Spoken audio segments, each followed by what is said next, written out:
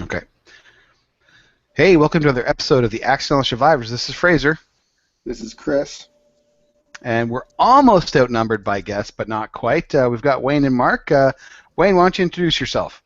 Hey guys, Wayne Humfleet. I'm with Heroic Journey Publishing. And Mark? Hi, I'm Mark Reed, also with Heroic Journey Publishing. So you can see why we got these two together on this episode. We're going to be talking about the Kickstarter. It's an extension of Mecha. It's Mecha Kaiju. But before we get into that, we'll quickly do the traditional and very important drink check. So let's start on I'm just looking at the bar on Google Hangouts. I'm starting on my right. Wayne, what have you got? You know what? Unfortunately, I don't got anything tonight because dear me. I have some tests to do in the morning. Not any type of like school test, but stuff You've got I a can't glass of drink. water, right? Yeah, yeah, glass of water over here. Good enough. Tap water or from a bottle? It's tap water. There we go. We're going old school. Yeah. Mark, what have you got on the table? Well, Wayne told me about the infamous drink check. I'm not one that drinks a lot at night, but I do have a nice cool glass of orange juice to help boost the immune system. Very good. Because you never know what you might get over the inner tubes. Well, yeah, that, and I have twin boys with 3 years old, so I don't know what they bring home from daycare. Nobody does. Modern science has not figured that out yet. Not at all. No, How if you about work you, for Chris? Heroic Journey Publishing, you get twins. Oh, that's what happens. Okay. I've had some drinks tonight, so I don't have anything with me at the moment. Wow. This is Yeah, I know. this is unparalleled. I know. It's the Oh, you're infamous drinking dry episode. Oh no, it's not. Hang on, let's see if I can get. I don't know if you could hear that, but that is the sound of the cork leaving the bottle of Glenlivet. 12-year-old. It's been one of those days, so it's going to be one of these nights. So here I'm going to pour myself a little bit. The ironic part is I'm drinking my Glenlivet out of a Glenmorangie glass. Hopefully nobody will burn me at the stake for that. I would swirl it around so you could hear the ice, but I'm having it neat. So, so good. Hang on. Hello. Take your time. Okay. All right. Be confused. I'm happy. Normally, I'd be having a glass of beer at this time. Tell me that's not the same bottle I bought you like 2 years ago. It is, in fact, the same bottle you bought me 2 years ago. Wow. That is how much scotch I drink these days. But it's really good to have when I need it. Medicinal. Yep, fair enough. I got a actually 12-year bottle up on top of my fridge that I got for my birthday. Oh, there you go. You should be cracking that open. Well, maybe later. Later. Well, Maybe. Gentlemen, Mecha Kaiju. All right, now, for those that aren't in the know, first let's tell them about Mecha. Mark, do you want to give us a quick elevator pitch rundown on Mecha? Sure. Mecha is the game of all mecha games that's designed to really enhance that speed lines, kickassery of giant robots that like to fight. It just is awesome, in my opinion. I know that but it just really emulates the anime episodes that we all grew up with watching, of Robotech all the way to Gundam and some of those other things that we see out there today, of just kick-ass badassery of giant robots that like to fight. So, Very cool. Now, how long has Mecha been out? Mecha is it's been out for about 4 years now. Next year is our 5th anniversary of Mecha. So it came out in 2010, so we've been around for a little while, and we've released several other enhancements to the game over the last couple of years, and Kaiju is the most recent one that is seeing the light of day. Very cool. So what other ones are out there? Well, we have Mecha Combiners, which was the big debate that Chris and I had. So when I helped when I acquired my portion of the rights to Mecha, I asked Chris. I was like, "Hey, Chris Perrin, can we do Voltron here?" And he's like, "No." And that story's been told several times, and I said, well, we're going to do combiners. And he's like, no.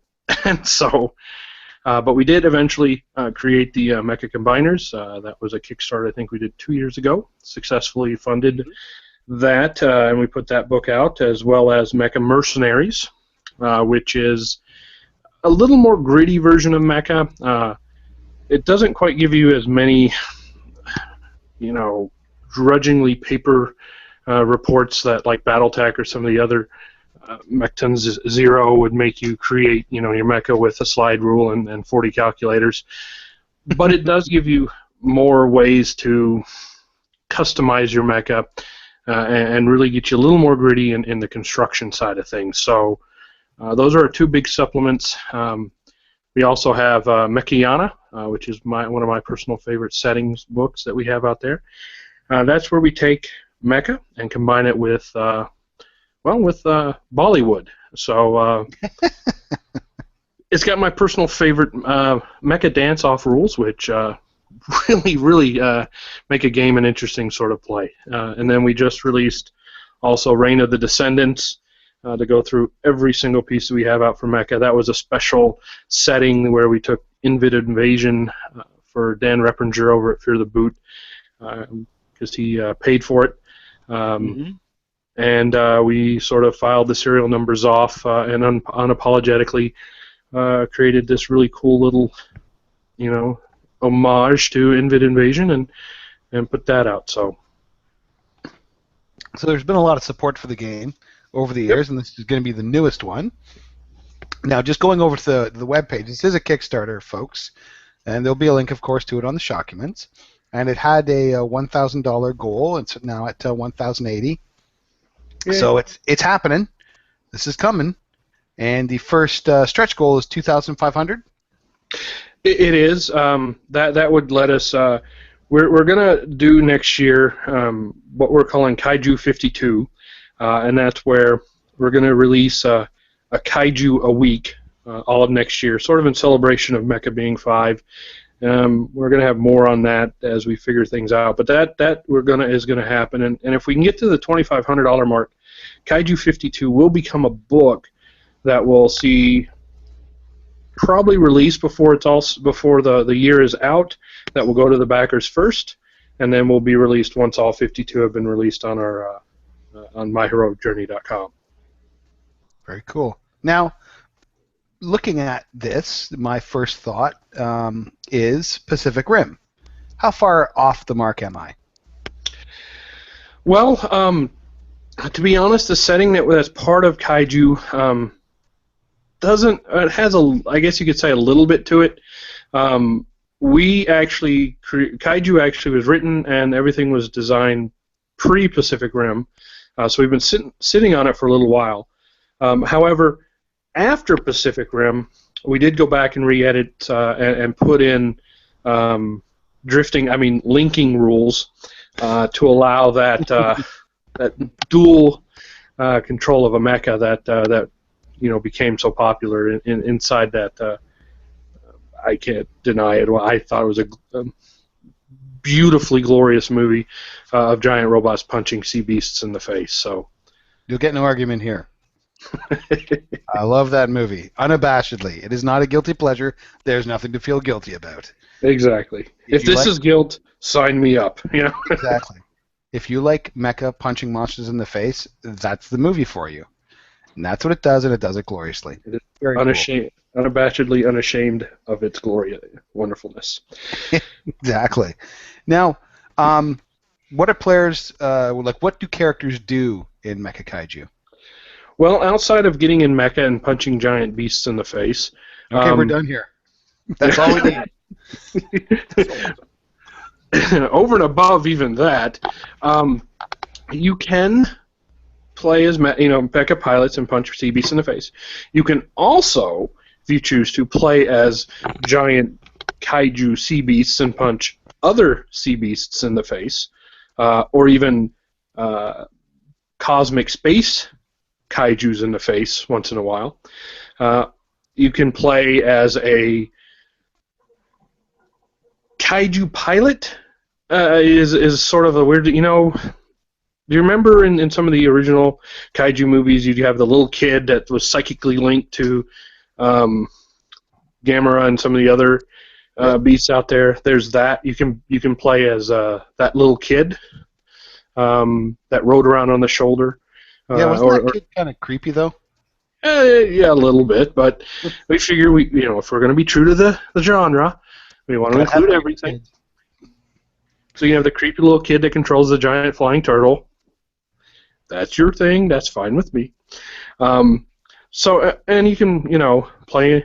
You can include the story we have as a cosmic entity that is returning to Earth, giant kaiju type creature, and so there's some kaiju that are rising up to defend Earth, and some that are trying to destroy Earth, and so you have this big battle of kaiju on kaiju, and then mechas show up and punch everyone in the face, and so I mean it's you can pretty much do whatever you want to with it, depending on what story you want to tell. Very cool. We have a one viewer asked us a question that has literally nothing to do with what we're talking about, but has a very slight interest for those that also do Google Hangout on air for podcasts and such. August is asking us, why aren't you showing your faces?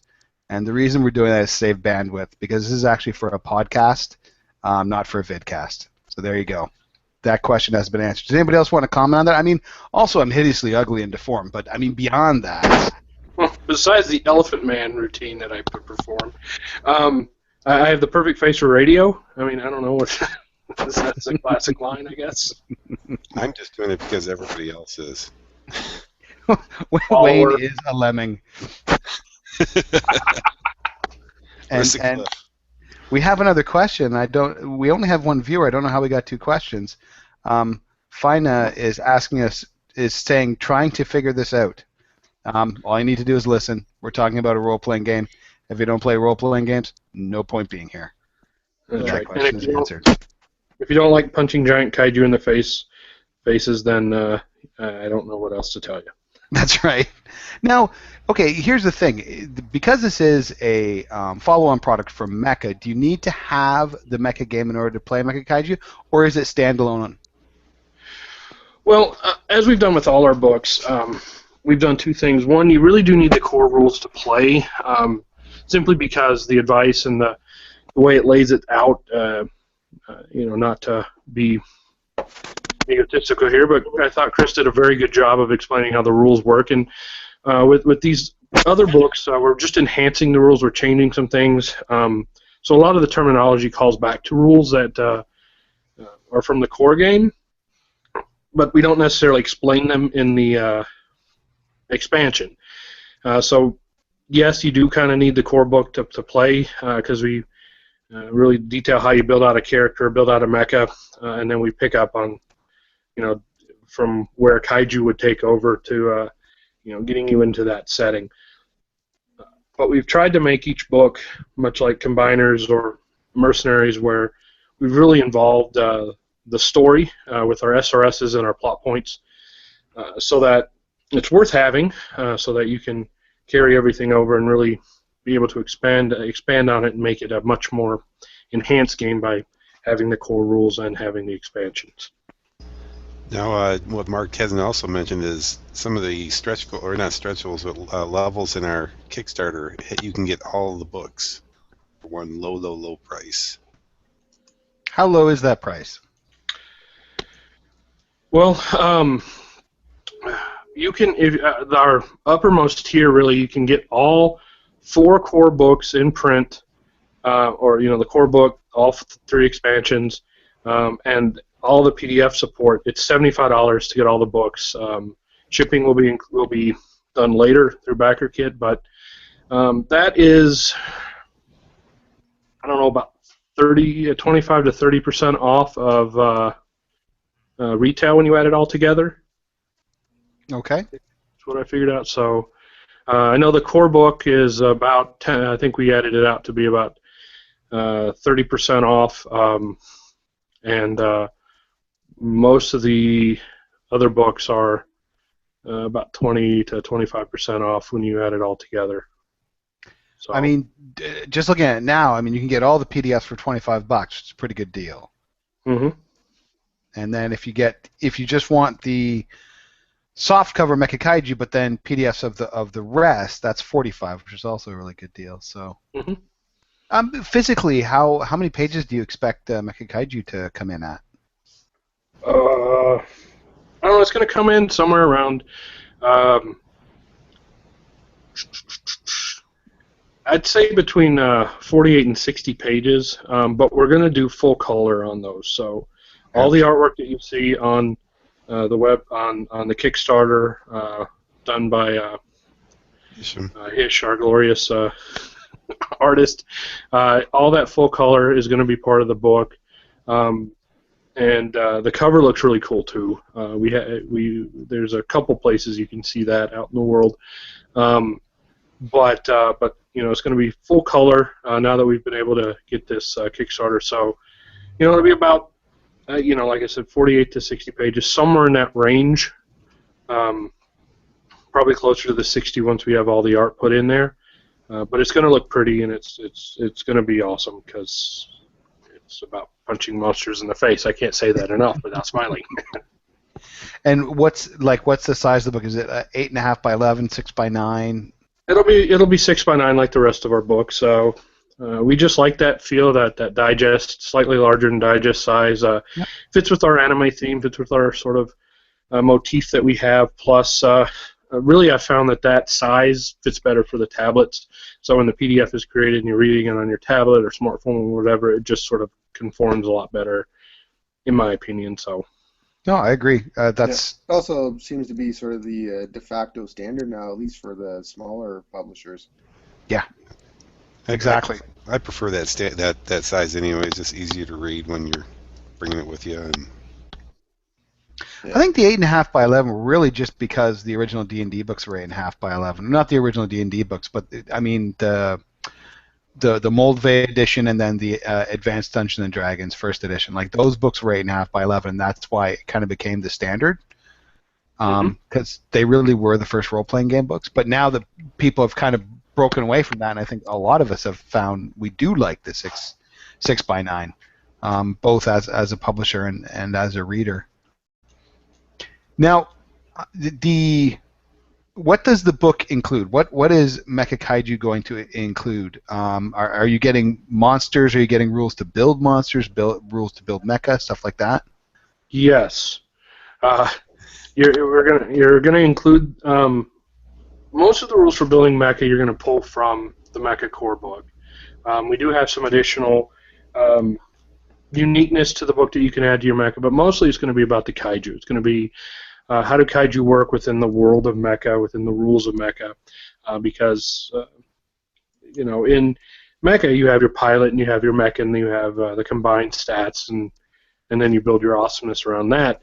Kaiju, you have a giant monster. There's no linkage there for the most part, so kaiju are built on a different scale with a different sort of build motif, and so we outlay those rules to be able to create your own. We also give you quite a few examples of kaiju as part of the setting.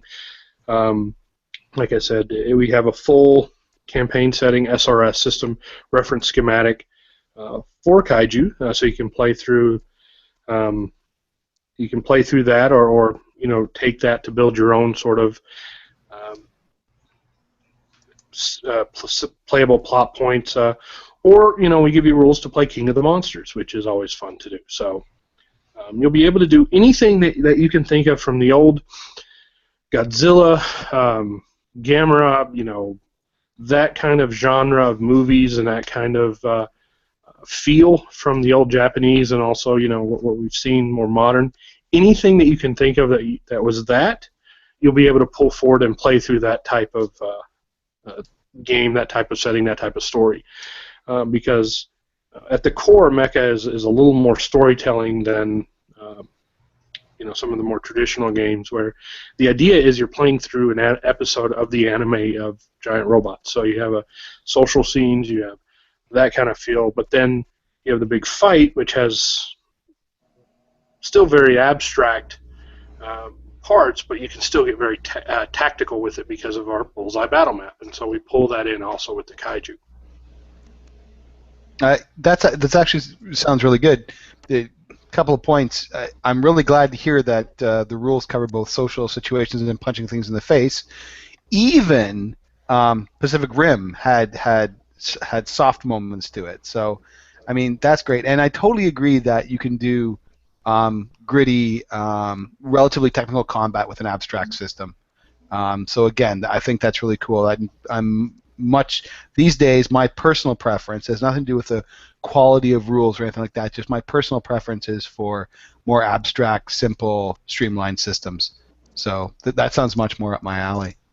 No, I agree, and to not delve too much into the theory behind it, I just love the concept behind the bullseye battle map, because you get,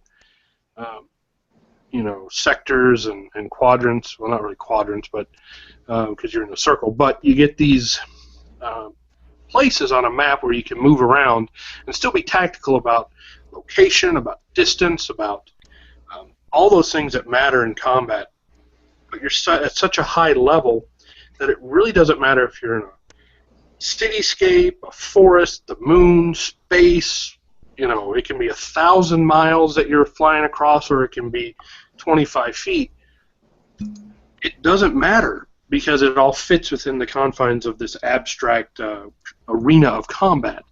But you can still get that technical feel, that tactical feel of being able to say, okay, I'm 3 quadrants or 3 sectors away, and my weapon does 2 distance. So let's see here. Okay, and you can still get that feel and not have to get bogged down in how many 5 feet steps do I have to take to get there.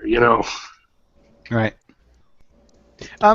So this might seem like an odd question, but I'm actually very interested to hear if you were to compare your game positively as opposed to negatively, not as in it's better than this game because, but if somebody liked game X, they're gonna like Mecha and Mecha Kaiju.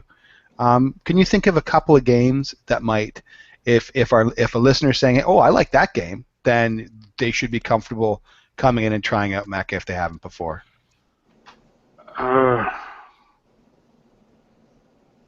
It's so unique. There's nothing else like it in the universe. There really isn't.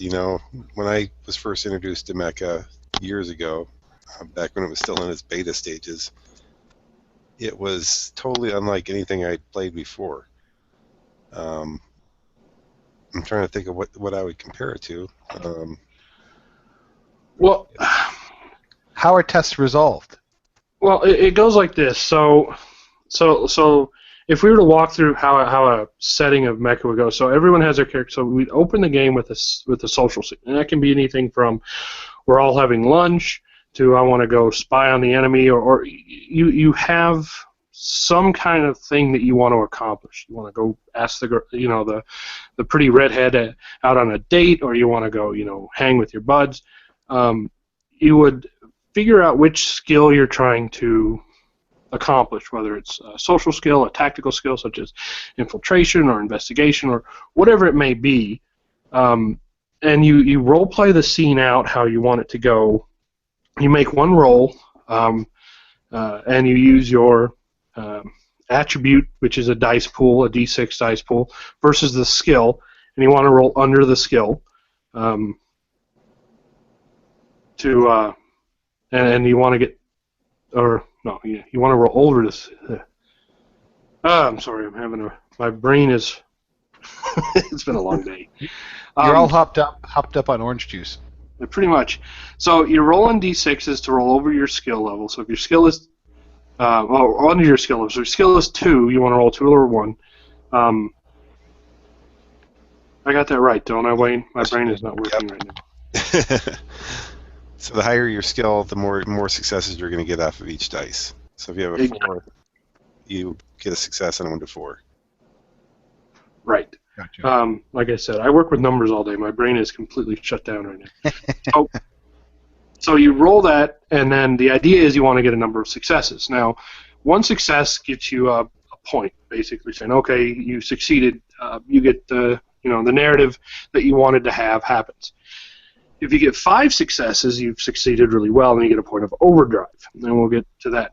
I can get to that later. If you get 8 successes in anything, you get what's known as a cutscene, which is when you're in battle. It's that really awesome moment when you're watching a mecha anime, and then it cuts into the split screen where you get the pilot and their speed lines and mega missiles shoot out everywhere, and everybody's jumping around, and he does something really awesome. That's a cutscene. And so you do the social part, everyone gets a turn, everyone gets to accomplish something, and that gets you overdrive for the combat. So after the social scene, just like in an episode of anime, everyone kind of does their thing, and all of a sudden the alarms go off, everyone loads up, and you fly off to fight the invaders. And then you have your combat scene where you use overdrive and you use your mech, and you try to win the day by defeating the enemy. But you don't necessarily have to punch everybody in the face. You can.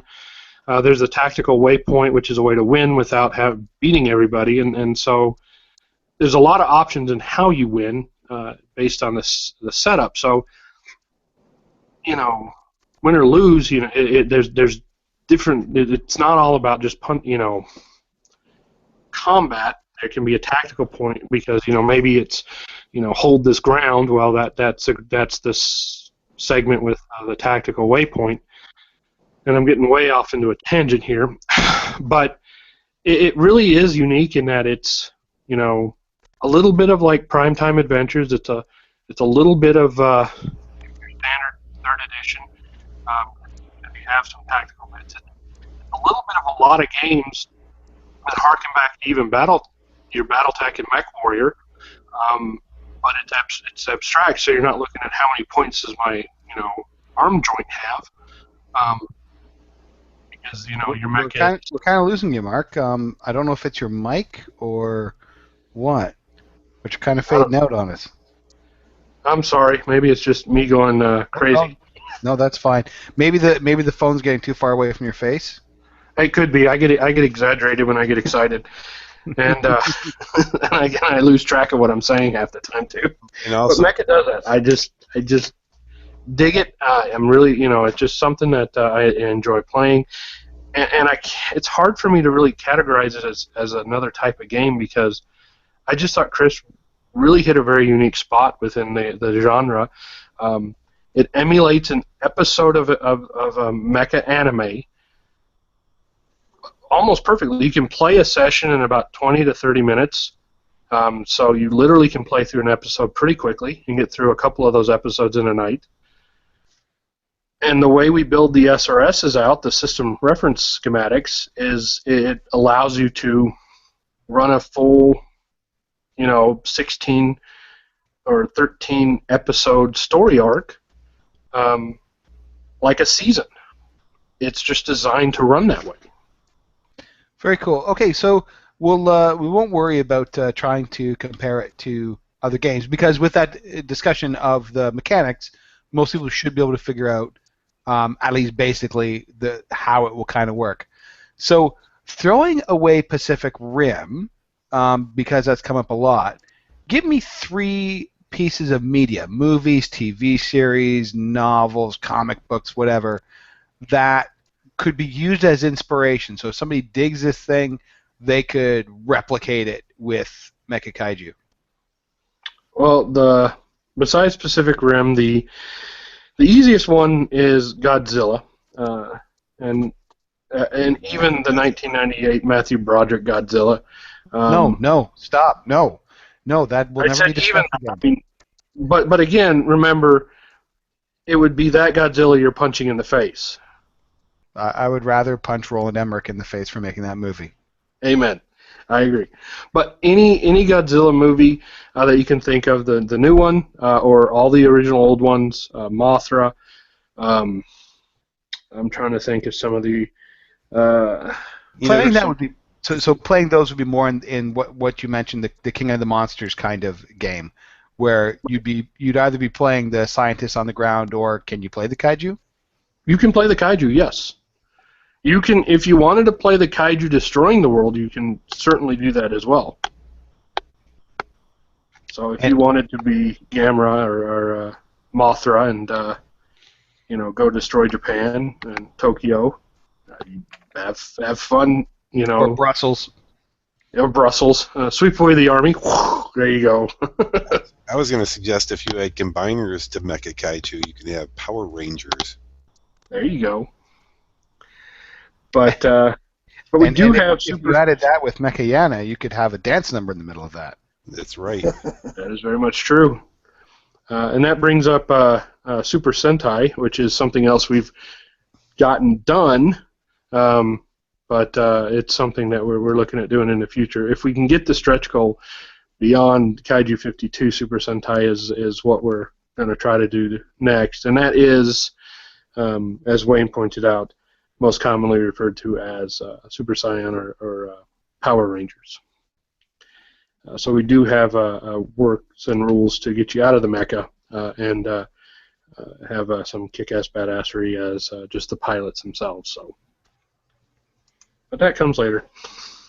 So okay, so the Tojo Studios monster movies would be a really good starting point. Power Rangers would be an interesting starting point. I mean, they do fight kaiju. That is absolutely true. Anything else you can think of? You know, maybe Shogun Warriors. Remember that comic book? Shogun Warriors? Yeah. Oh yeah, the Marvel comic book Shogun Warriors. Yeah, and the toy line. Yep. Did they have a TV series? I don't know. Maybe in Japan they did. No, I think kind of like Micronauts. It was a comic based on just the toys. Right.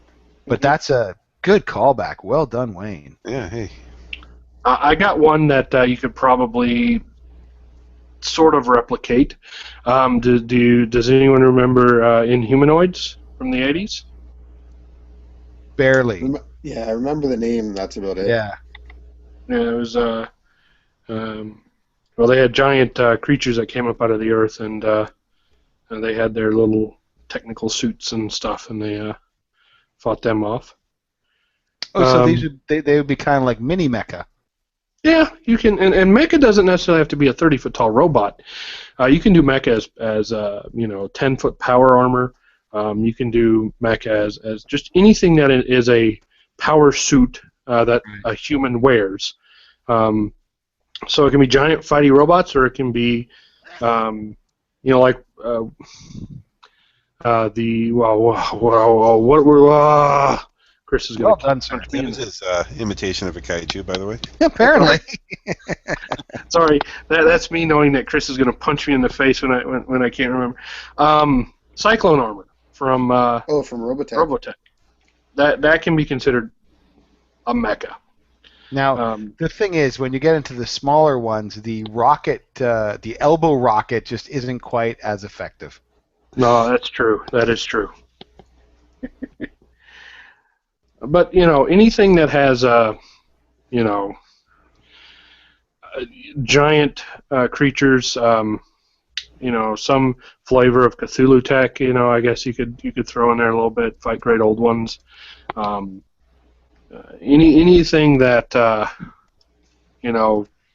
consists of a giant monster movie, you can pull into Mecha Kaiju and make it work.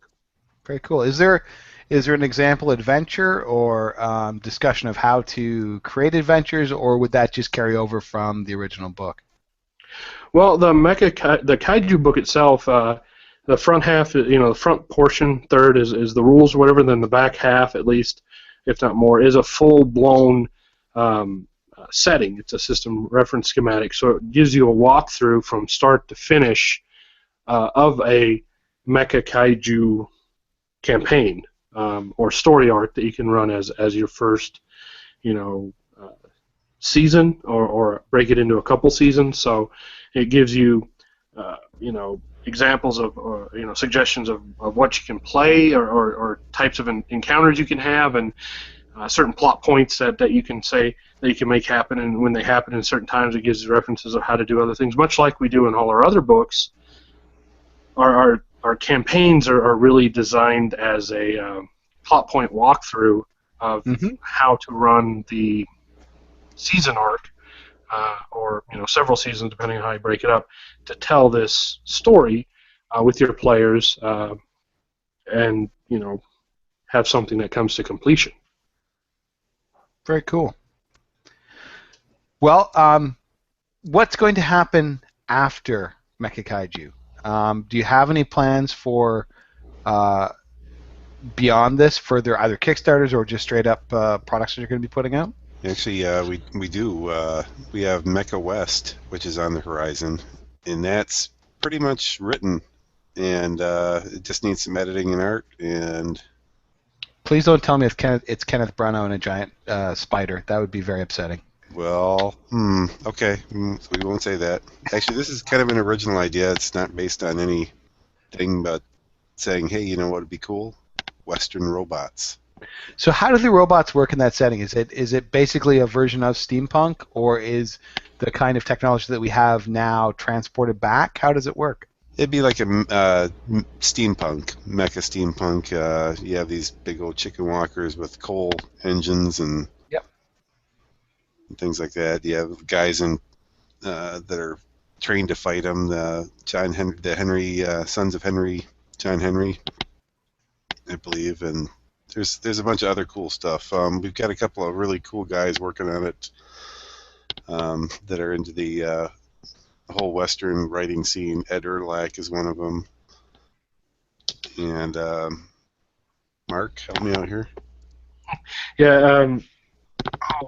Jay, is it Jay? I can't remember the other guy's name. He can forgive me later, but yeah, Ed Erlack, he's written a lot of a fair number of Western novels, and has done pretty well with them. And he's a really talented writer. They came to us with the idea, and we liked it, and so they've taken that on their own. So Mecha West is coming next soon. I think we're in the process of final edits, and we're deciding on artists right now on who to draw the pictures so we can get the style right. But it's looking pretty cool. I'm really excited for it. I mentioned, like I said, over and above that, we have Super Sentai. We have written. We just have to do art and some final edits on that as well. And that's your Power Rangers, as you know, pull the pilots out of the mecha and let them be kung fu awesomeness. And then we don't have a lot of details on it, but Mecha turns 5 next year, so I know we're in the process of figuring out how to make 2015 the year of the Mecha, and really make that something that people remember and try to get more awareness about the game. It is it's a lot of fun. It gives you a lot of freedom and gives you a lot of really ability to do all kinds of different things. And tell really awesome stories of giant robots that punch things in the face. Yeah, Well, it sounds like. Sorry, go ahead. The name of the author: Jeff Carter and Ed Erlack. Jeff Carter, Guys. Cool. See, it sounds like Super Sentai is trying to take the rules of mecha and moving them out of the mecha, like you say, letting the pilots do the thing themselves. Is there any thought to moving the basic system and moving it into something other than giant robots? I mean, beyond simply, because Super Sentai kind of sounds like an attempt to do smaller giant robots. I mean, moving it into different genres and stuff like that. Yeah, the system that Mecha runs off is the OCF exclamation point system. Now, the exclamation point is very, very important. It stands for one cube fight exclamation point, and that's sort of a take on how sometimes the translations of Japanese names can come off as kind of weird sometimes, but it's one cube, the D6, and so that system we're working on possibly pulling it out of Mecha into more of a fantasy world. I don't know if anybody's familiar with Sword Art Online, Dot Hack, this sort of fantasy world generated inside a computer type thing, and so we've been toying with that a little bit. And trying to put some rules together to make that a little bit more, feasible. We have some ideas, and we're toying with some things, but it's not anywhere close to being done. But as we've been focusing on some other stuff, but it is something we are definitely working with and wanting to do. Very cool. Well, thank you very much for taking your time to come in and speak with us. Now, for our listeners, we're hopefully going to have this out this weekend, either Saturday or Sunday. The Kickstarter runs until Thursday, October 16th, 2014. So you're still going to have time to go and pledge. And this is going to happen. The goal's been met. So this is definitely going to happen. So if you want to get on board and enjoy some robot kaiju face punchies, head on over and do that. There will, of course, be a link in the documents. Any final words, gentlemen? Bacon. Oh, that's a good final word. We pretty much have to end on that. No, Mark, any last thoughts? I was going to go with cheesecake, but bacon got me distracted. I guess the biggest thing is even though the stretch goal is 2,500, we're kind of having a mini stretch goal within that. If we can get to at least 1,750, we have 2 hardcover versions of Mecha Combiners and Mecha Mercenaries. They're my personal books, so they've seen a little bit of gaming. I'm going to have Jessica Banks, Cam Banks' wife, who did the editing, sign the Mercenaries book. I'm going to sign it. I'm going to get Chris Perrin to sign it. If people can wait and are patient enough, you can get them mailed out to Wayne and get him to sign them. We're going to have some special drawings where 2 lucky winners. One will win a Combiners book, hardback, and the other one will win a Mercenaries book, hardback book, which doesn't exist anymore. It was only for our original backers, our original Combiners Kickstarter backers, so you can't get them. But we're gonna, if we can get to 1,750, we're gonna get some signatures. We're gonna get them mailed out to people on special drawings. So very cool. All right, so that's at $1,750. So people, get your Amazon sign-ins ready, because that's all you need to put money in Kickstarter. Gentlemen, thank you very much again. And so this is good night from Fraser. Yeah, good night from Chris, although it was pretty quiet. God damn you, sir. Sorry. Good night from Wayne. good night from Mark, who rambles way too much. It's all good. All right, thanks a lot, guys, and thanks for listening.